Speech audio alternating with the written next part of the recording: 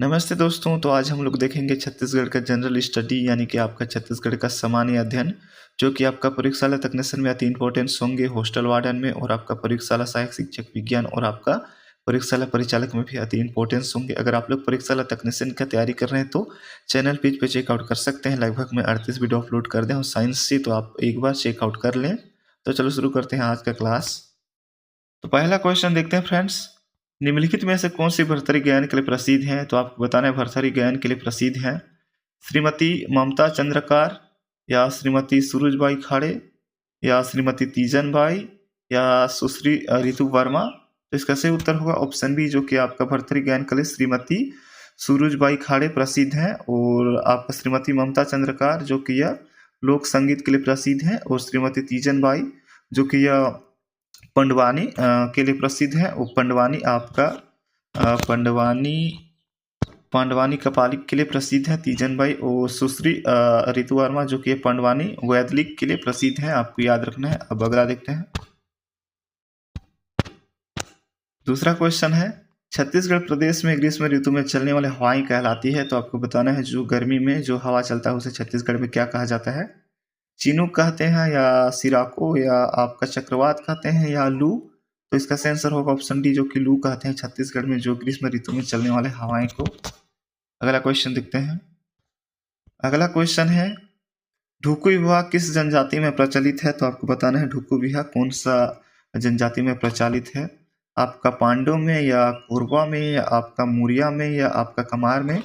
तो इसका सही आंसर होगा ऑप्शन बी, जो कि पहाड़ी करवा और आपका अगरिया जनजाति में ढुकू विवाह प्रचलित है। अगला क्वेश्चन देखते हैं। अगला क्वेश्चन है, छत्तीसगढ़ी लोक साहित्य का अध्ययन के रचनाकार कौन है? तो आपको बताना है छत्तीसगढ़ लोक साहित्य का अध्ययन के रचनाकार कौन है। डॉक्टर नरेंद्र वर्मा, डॉक्टर चिंतजन, या दयाशंकर शुक्ल, या डॉक्टर विनय कुमार पाठक। तो इसका आंसर होगा ऑप्शन सी, जो कि आपका दयाशंकर शुक्ल है, जो कि छत्तीसगढ़ लोक साहित्य अध्ययन के रचनाकार। अब अगला नेक्स्ट क्वेश्चन देखते हैं। अगला है, बहुरा चौथ का पर्व कब मनाया जाता है? तो आपको बताना है बहुरा चौथ का पर्व कब मनाया जाता है। भादव कृष्ण चतुर्थी, या भादव शुल्क चतुर्थी, या कंवार कृष्ण चतुर्थी, या कंवार शुल्क चतुर्थी। तो आप बता सकते हैं कमेंट में इसका आंसर। तो इसका सही आंसर होगा फ्रेंड्स ऑप्शन ए, जो कि भादव कृष्ण चतुर्थी में आपका बहुरा चौथ मनाया जाता है, जो कि आपका जिसमें आपका गणेश भगवान की पूजा किया जाता है और बहुरा नामक धर्म या आपका गाय की पूजा करते हैं भादव कृष्ण में। अब अगला नेक्स्ट क्वेश्चन देखते हैं। अगला पेज में है। अगला क्वेश्चन है आपका, खंभा स्वाम किस जनजाति के द्वारा किया जाता है? तो आपको बताना है खम स्वाम किस जनजाति के द्वारा किया जाता है। कोरकू है, या मोरिया, या खड़िया, या मुंडा। तो इसका सही आंसर आप बता सकते हैं। तो इसका सही आंसर होगा ऑप्शन ए, जो कि कोरकी जनजाति द्वारा आपका खम स्वाम किया जाता है। अगला क्वेश्चन देखते हैं। अगला क्वेश्चन है 7वां नंबर का, किस जनजाति के युवा गृह को गीतोना कहा जाता है? तो आपको बताना है, आंसर गैस करना है, किस जाति के युवा गृह को गीतोना कहते हैं। उरांव, या कमार, या बिरहोर, या भैगा। तो इसका आंसर आप बताएंगे। तो इसका आंसर होगा ऑप्शन सी, जो कि बिरहोर जाति के युवा गृह को आपका गीतवन कहा जाता है। अगला नेक्स्ट देखते हैं। छत्तीसगढ़ के लोक गीतों का राजा किस गीत को कहा जाता है? तो आपको बताना है छत्तीसगढ़ के लोक गीतों का राजा किसे कहा जाता है। दरदरिया, भरथरी, या पंथी, या चंद्री गायन। तो इसका सही आंसर आप बता सकते हैं। तो इसका सही आंसर होगा ऑप्शन ए, जो कि आपका दरदरिया को छत्तीसगढ़ में लोकगीतों का राजा कहा जाता है। अगला क्वेश्चन देखते हैं। अगला क्वेश्चन है आपका, साहित्यकार जगन्नाथ प्रसाद भानु की प्रथम कृति। तो आपको बताना है साहित्यकार जगन्नाथ भानु की प्रथम कृति क्या था। तुलसी तत्व प्रकाश था, या रस रत्नाकर था, या छंद सरवाली था, या छंद प्रभाकर। तो इसका आंसर था ऑप्शन डी, जो कि आपका छंद प्रभाकर थे, जो कि साहित्यकार जगन्नाथ प्रसाद भानु की प्रथम कृति आपका छंद प्रभाकर था, जो कि 1993 में लिखा था और 1994 में इसको प्रस्तुत किए थे। अब अगला नेक्स्ट देखते हैं। अगला क्वेश्चन देखते हैं आपका, छत्तीसगढ़ के सरगुजा में कौन सा जाति धातु मूर्तिकला का कार्य करते हैं? तो आपको बताना है सरगुजा में जो मूर्तिकला बनाते हैं वो कौन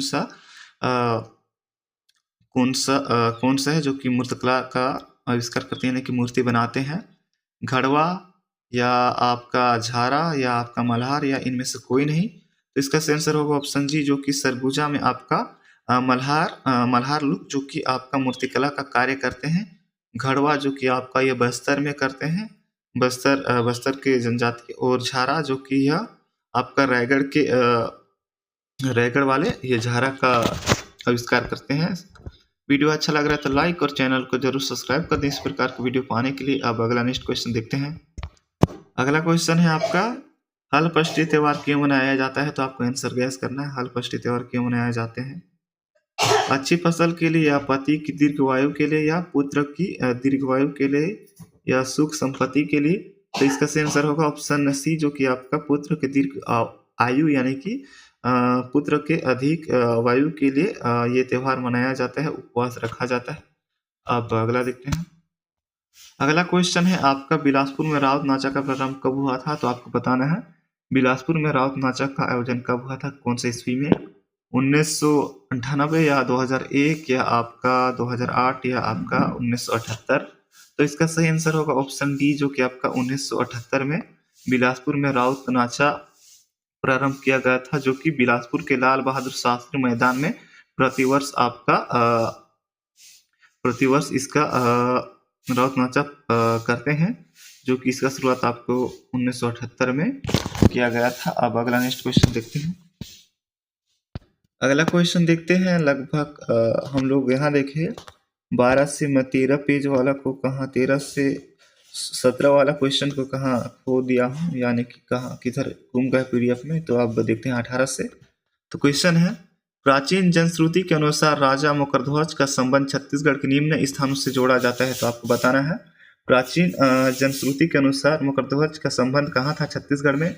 आरंग में था, या खल्लारा में, या रतनपुर में, या रायपुर में? तो ये कुट में आंसर देना है, आपको बता सकते हैं कहाँ कहाँ हो सकता है। ऑप्शन पहला दूसरा, या आपका दूसरा और तीसरा, या आपका पहला तीसरा हो सकता है, या आपका दूसरा चौथा हो सकते हैं। तो इसका सही आंसर बता सकते हैं। तो इसका सही आंसर होगा ऑप्शन जो कि सी, जो कि आपका आरंग और रतनपुर में आपका मकरध्वज का संबंध था। अब अगला देखते हैं नेक्स्ट क्वेश्चन। ये भी कूट वाला है, तो आप यहाँ देख सकते हैं। छत्तीसगढ़ के बस्तर के प्राचीन राजवंश छिंदक नागवंश से निम्नलिखित संबंधित थे। तो आपको बताना है जो कि राजवंश छिंदक नागवंश से संबंधित है। रामेश्वर देव, या कन्हदेव, या नरसिंह देव, या जयदेव? तो आपको बताना है कूट में जो कि नागवंश में संबंधित शासक कौन कौन थे। या देख सकते हैं आप लोग कूट पहला यानी कि आपका सोमेश्वर देव, कन्हदेव, नरसिंह देव है, और बी में है आपका कनदेव और नरसिंह देव और जयदेव है, और सी में है आपका सोमेश्वर देव और आपका कन्हदेव और नरसिंह जयदेव। तो डायरेक्ट इसका आंसर बता देता हूँ फ्रेंड्स। तो बस्तर में छिंदक नागवंश में जो कि शासक काल थे आपका, इसका आंसर होगा ऑप्शन होगा ए, जो कि आपका सोमेश्वर देव, कन्हदेव और नरसिंह देव शासक ये थे, संबंधित थे, आपको याद रखना है। तो इसका आंसर होगा ऑप्शन पहला। अब अगला नेक्स्ट क्वेश्चन देखते हैं। थोड़ा ये सही मिलाने वाला है, तो इसमें मैं कंफ्यूज हो सकता हूँ, तो डायरेक्ट आंसर आप दे सकते हैं।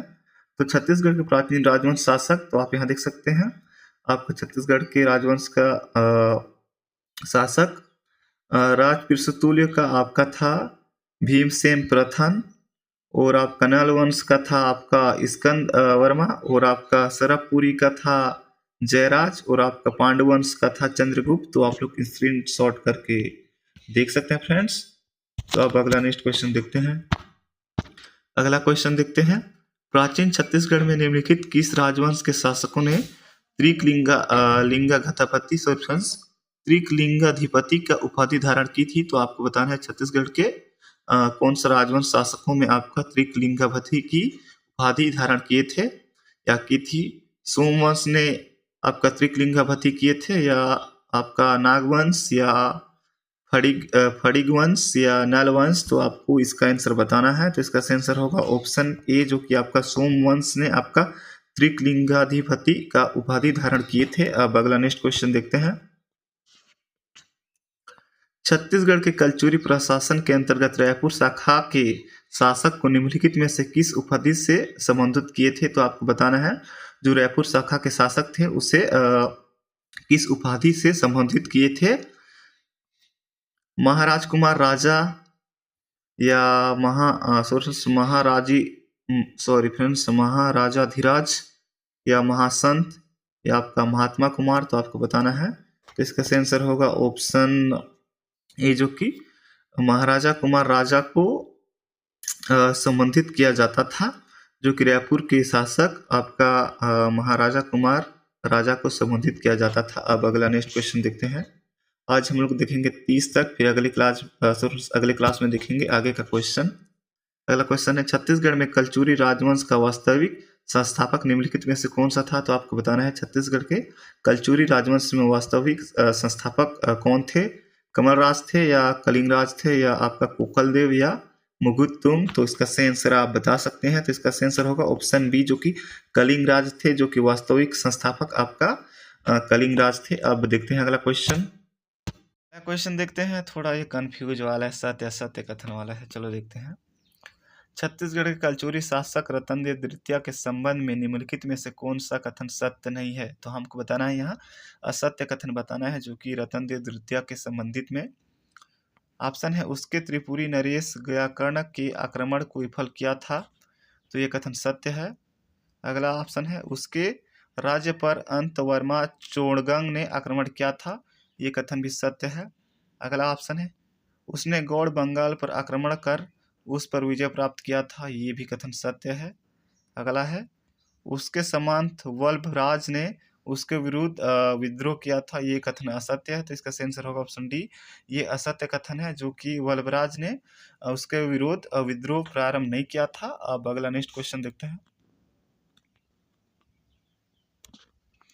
अगला क्वेश्चन है, कुरुशपाल शिलालेख में किस राजा के बारे में जानकारी मिलता है? तो आपको बताना है कुरुशपाल में किसका जानकारी मिलता है? हर्षगुप्त या महाप्रवराज या सोमेश्वर प्रथम या महाशिवगुप्त बलार्जुन?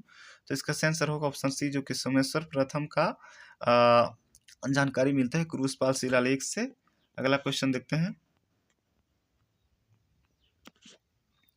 चिद्रांगपुर को किस राजवंश ने राजधानी बनाया था? तो आपको बताना है, सॉरी फ्रेंड्स, आपको बताना है चिद्रांगपुर को किसने राजधानी बनाया था? चेदी राजवंश ने या पांडु राजवंश या कलचुरी राजवंश या मौर्य राजवंश में?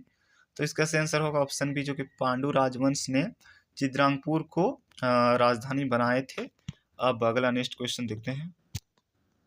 अगला क्वेश्चन है, रतनपुर के किस राजा के कार्यकाल में मराठा सेनापति भास्कर पंत ने आक्रमण किया था? तो आपको बताना है सेनापति भास्कर ने किसको आक्रमण किए थे? रत्नराज, रघुनाथ सिंह, पृथ्वीदेव प्रथम, अमर सिंह? तो इसका आंसर होगा ऑप्शन बी, जो कि रघुनाथ सिंह को आक्रमण किए थे। रतनपुर के किस राजा के कार्यकाल में मराठा सेनापति भास्कर पंत ने आक्रमण किया था? तो रघुनाथ सिंह को आक्रमण किए थे। अब अगला नेक्स्ट क्वेश्चन देखते हैं। अगला क्वेश्चन है, ये वेरी इंपॉर्टेंट है, तो आप लोग ध्यान से देखेंगे। सन 1855 में छत्तीसगढ़ के डिप्टी कमिश्नर कौन थे? तो आपको बताना है 1855 का डिप्टी कमिश्नर इलियट थे या जेनिक्स थे या आपका कैप्टन मानस या चीसम? तो इसका सही आंसर आप बता सकते हैं। तो इसका सही आंसर होगा ऑप्शन ए, जो कि इलियट थे, जो कि 1855 में छत्तीसगढ़ के डिप्टी कमिश्नर थे, जो कि आपका यह प्रथम डिप्टी कमिश्नर थे, जो कि आपका इसका कार्यकाल 1854 से लेकर आपका 1862 तक था। इसको आपको याद रखना है। अगला क्वेश्चन देखते हैं, यह भी अति महत्वपूर्ण है। झंडा सत्याग्रह बिलासपुर में कब प्रारंभ किया था या हुआ था? आपको बताना है झंडा सत्याग्रह बिलासपुर में कब प्रारंभ हुआ था? 1 जनवरी 1923, 18 मार्च 1922, 15 सितंबर 1924, 31 मार्च 1923? तो इसका सही आंसर आप बता सकते हैं।